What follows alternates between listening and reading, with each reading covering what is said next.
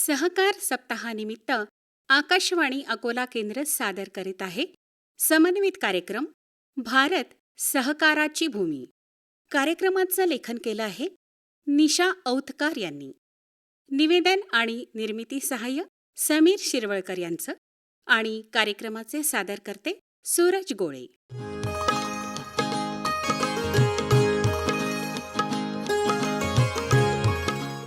जगभरातील 30 लाख सहकारी संस्थांपैकी 9 लाख सहकारी संस्था भारतामध्ये असून देशातील 91% गावं सहकारी संस्थांशी जोडली गेली आहेत. त्यामुळे भारतीय सहकार चळवळीला लाभलेला समृद्ध इतिहास सहकाराची भूमी म्हणून संपूर्ण जगासाठी प्रेरणास्त्रोत आहे.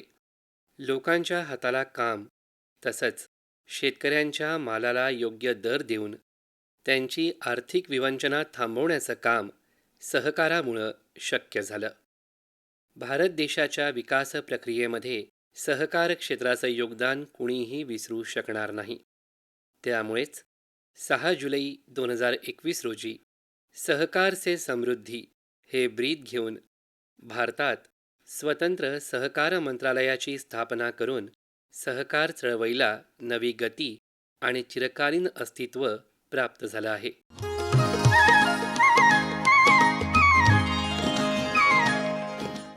संयुक्त राष्ट्रसंघाच्या 19 जून 2024च्या आमसभेत 2025 हे आंतरराष्ट्रीय सहकार वर्ष म्हणून साजरं करण्याचा निर्णय घेतला गेला आहे. भारतात सहकारी संस्था हा शब्द 1905 मध्ये कर्नाटकातील गदग जिल्ह्यात नोंदणीकृत झालेल्या कृषी पतसहकारी संस्थेच्या माध्यमातून वापरला गेला. ही संस्था 1904च्या सहकारी संस्था कायद्याअंतर्गत स्थापन झालेली देशातील पहिली संस्था होती. देशात 1905 पासून सुरू झालेली सहकार चळवळ आज अमूल, कृभको, इफको, लिज्जत पापड अशा यशस्वी मॉडेलसह जगासमोर एक प्रेरणादायी उदाहरण म्हणून उभी आहे.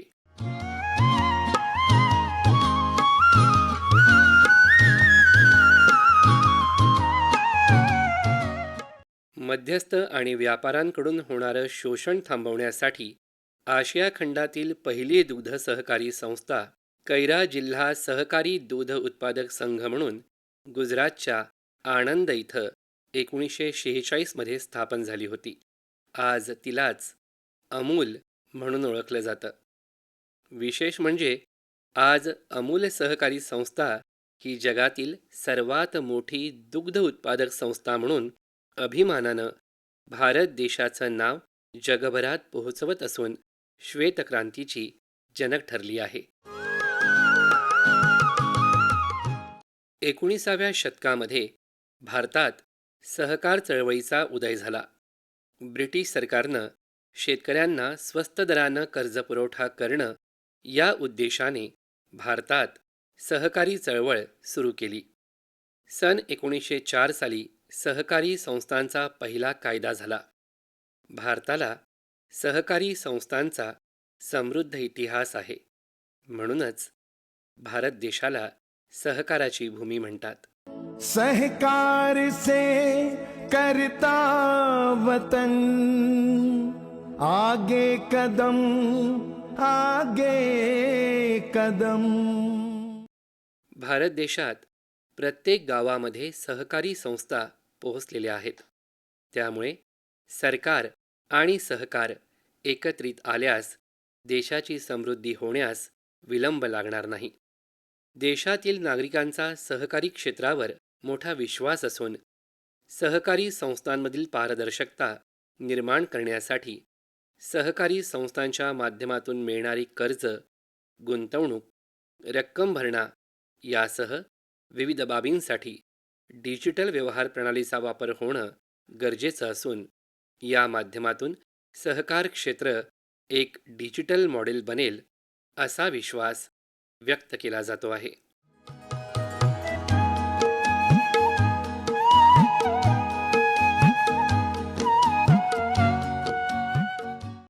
केंद्र सरकारनं 2028 पर्यंत भारताची $5 ट्रिलियन अर्थव्यवस्था करण्याचं उद्दिष्ट समोर ठेवलं आहे आणि त्यासाठी सरकारची सर्व मंत्रालये कृतिशील प्रयत्न करत आहे.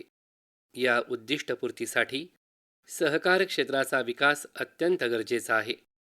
सहकार क्षेत्र कृषी क्षेत्राचा कणा आहे. त्यामुळेच शेती आणि शेतकरी वर्ग समृद्ध होत आहे.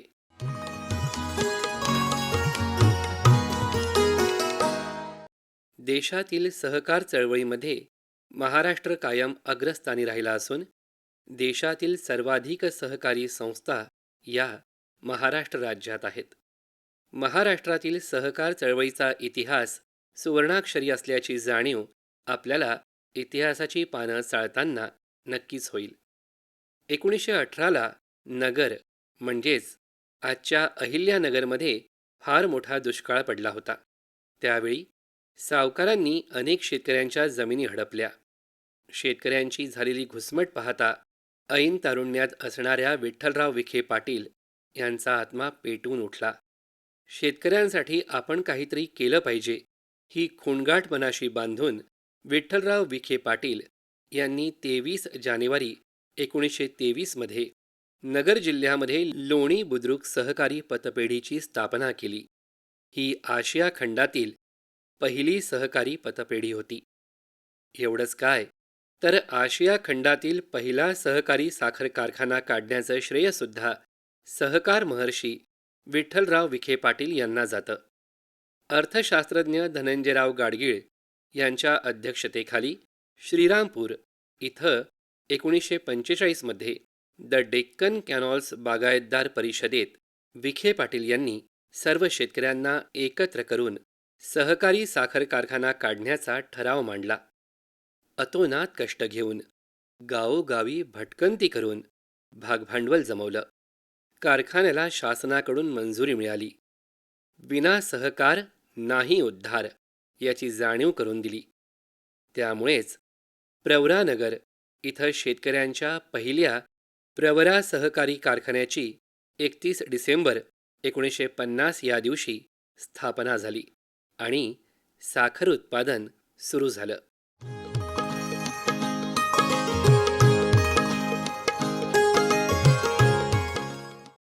प्रवरानगरचा हा सहकारी साखर कारखाना आजही आशिया खंडातील अग्रगण्य साखर कारखाना म्हणून मानला जातो.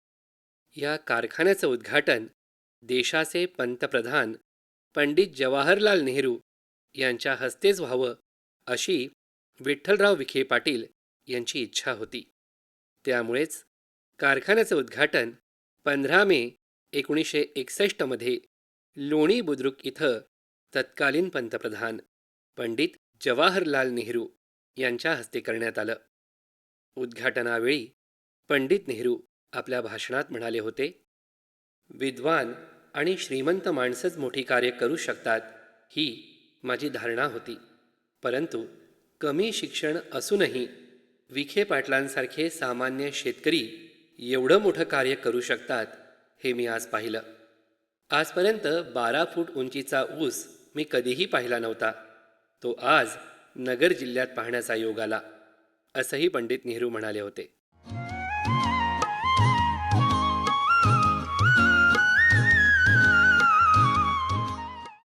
सहकारी संस्था या मखाना उत्पादन, प्रक्रिया आणि विपणनामध्ये महत्त्वाची भूमिका बजावू शकतात.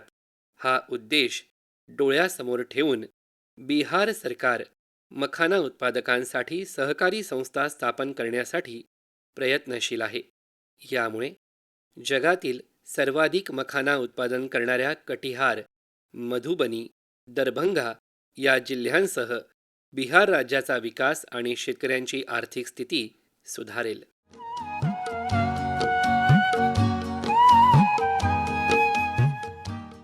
तुम्हाला माहिती आहे का, भारतात असणाऱ्या 8 लाख सहकारी संस्थांपैकी एकट्या महाराष्ट्रात 2,18,000 सहकारी संस्था आहेत. त्यामुळे महाराष्ट्र हे भारतीय सहकार चळवळीतील विकसित राज्य ठरलं आहे. महाराष्ट्रात क्वचितच एखादं खेडेगाव असेल ज्याला सहकारी चळवळीचा स्पर्श झाला नाही. सहकारी चळवळीचं यश हे सहकारी संस्थांच्या संख्यात्मक वाढीपेक्षा सभासदांच्या नैतिकतेवर अधिक अवलंबून असतं, असं महात्मा गांधी म्हणाले होते. त्यामुळेच साखर उत्पादनात महाराष्ट्राने जागतिक स्तरावर ब्राझीलनंतर दुसरा तर देशात पहिल्या क्रमांकाचा विक्रम केला.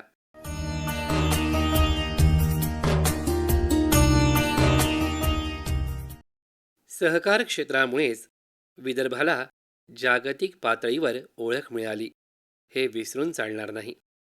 कापसाच्या खरेदी विक्री व्यवहारासाठी 1886 मध्ये हैदराबाद ॲक्टमधील तरतुदीचा अवलंब करीत वाशिम जिल्ह्यातील कारंजा लाड इथं देशातीलच नव्हे तर आशिया खंडातील पहिल्या कृषी बाजार समितीचा श्रीगणेशा झाला, ज्यामुळे शेतकऱ्यांना आपला कापूस विकण्यासाठी हक्काची जागा मिळाली आणि महाराष्ट्रात जिनिंग प्रेसिंग फॅक्टरीचा विकास झाला. त्या काळी अकोल्याची ओळख कॉटन सिटी म्हणून होती.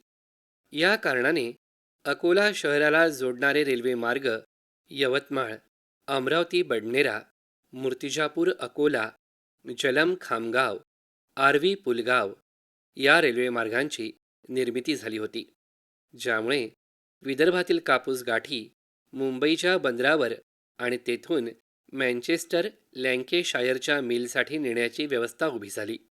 हा इतिहास पाहता सहकारातून समृद्धीकडे हे ब्रीद अधिक दृढ झालं.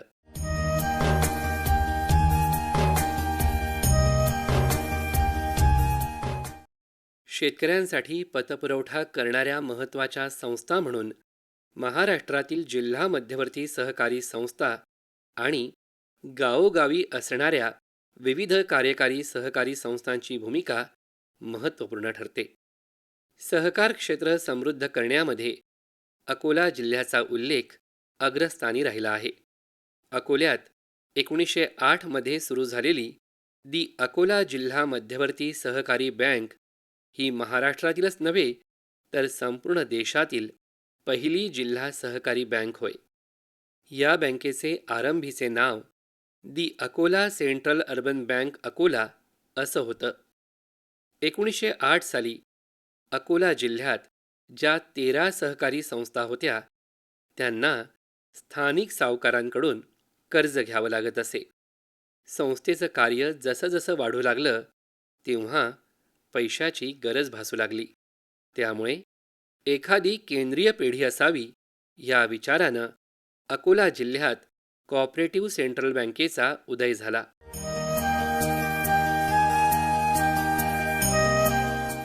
सहकाराविषयी अधिक व्यक्त होत आहेत अकोला आणि वाशिम जिल्हा मध्यवर्ती सहकारी बँकेचे अध्यक्ष डॉक्टर संतोष कुमार कोरपे. सहकार से समृद्धी हा नारा या आंतरराष्ट्रीय सहकार वर्षामध्ये भारत सरकारच्या सहकार मंत्रालयाने दिलेला आहे. मग याचा आशय असा मी घेतो तो की पीपल्स पार्टिसिपेशन जोपर्यंत एका समाज जीवनामध्ये एखाद्या कार्यात नसेल तोपर्यंत ते कार्य यशस्वी होऊ शकत नाही. एक घोषवाक्य आहे महामना पंडित मालवीयजीचं. त्याचा साधारण अर्थ असा आहे की अनेक लोकांच्या एकत्रित प्रयत्नातूनच मोठं कार्य उभं राहू शकतं.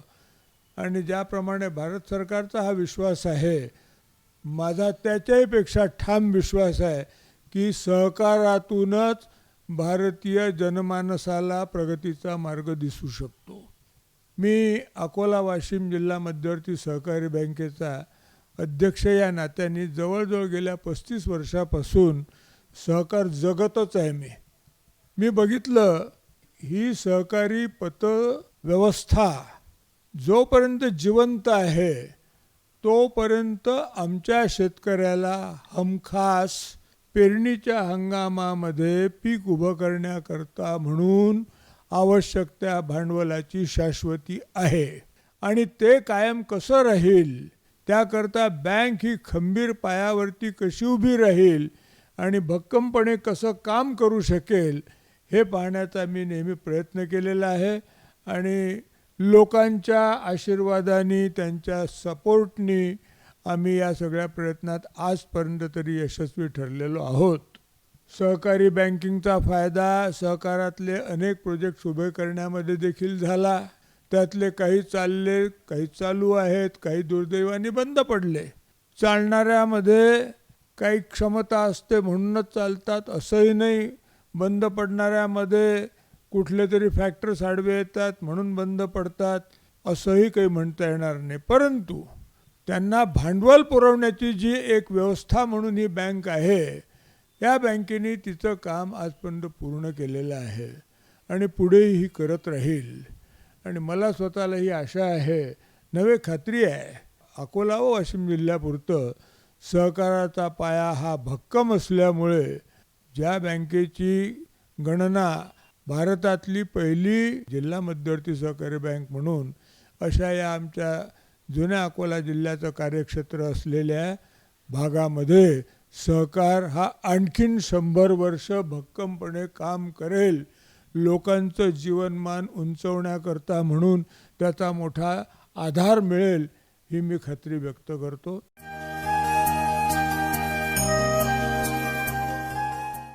ग्रामीण समाज रचनेमध्ये आज सहकार जीवनाचा अविभाज्य घटक बनला आहे.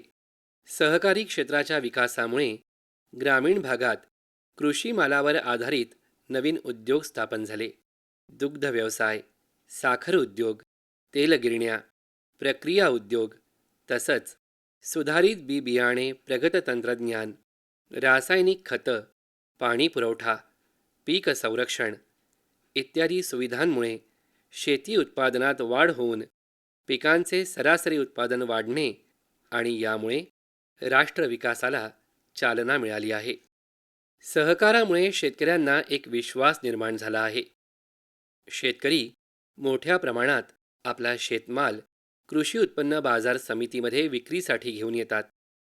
कपाशीची विदर्भातील पंढरी अशी ओळख असणाऱ्या अकोट कृषी उत्पन्न बाजार समितीमध्ये आजही अकोला, बुलढाणा, वाशिम, अमरावतीसह मध्य प्रदेशातून शेतकरी कृषी माल विक्रीसाठी घेऊन येतात. याबद्दल अकोट कृषी उत्पन्न बाजार समितीचे सभापती प्रशांत पाचडे सांगतात. वराड, सोन्याची कराळ एक म्हण प्रचलित असणाऱ्या विदर्भातील अकोट येथे स्वातंत्र्यपूर्व काळात स्थापन झालेली अकोट कृषी उत्पन्न बाजार समिती विदर्भात कपाशीची पंढरी म्हणून ओळखल्या जात असून शेतकऱ्यांना केंद्रस्थानी ठेवून बाजार समितीच्या वतीने नेहमी कार्य केले जाते. अकोट बाजार समितीमध्ये कपाशीला सर्वाधिक दर देणारी कृषी उत्पन्न बाजार समिती म्हणून संपूर्ण विदर्भामध्ये प्रसिद्ध आहे. कापसाची हराशी जी आहे ती खुल्या पद्धतीने केली जाते. खुल्या पद्धतीने हराशी केल्यामुळे व्यापाऱ्यांमध्ये स्पर्धा निर्माण होते. व्यापाऱ्यांमध्ये स्पर्धा निर्माण झाल्यामुळे शेतकऱ्यांना चांगला दर मिळण्यास मदत होते. यामुळे शेतकऱ्यांचा सुद्धा बाजार समितीवरती विश्वास आहे. शेतकरी हा आमच्यासाठी महत्त्वपूर्ण घटक असून शेतकऱ्यांच्या कृषी मालाला योग्य दर मिळावा या उद्देशाने अकोट बाजार समिती अखंड कार्य करत आहे. अकोट बाजार समितीमध्ये ज्या रुईच्या गाठी तयार होतात याची गुणवत्ता अत्यंत चांगली असल्यामुळे याला संपूर्ण देशामध्ये खूप मोठी मागणी आहे. सहकाराची भूमी असणाऱ्या भारत देशात ग्रामीण भाग शेतकरी विकास करण्यासाठी सहकार क्षेत्र अधिक मजबूत होणं गरजेचं आहे. सहकारातून रोजगार आणि समृद्धीच्या अनेक वाटा निर्माण होतात. सहकाराची भूमी अधिक समृद्ध करण्यासाठी विना सहकार नाही उद्धार आणि सहकारातून समृद्धीकडे ही भावना वृद्धिंगत होणं गरजेचं आहे.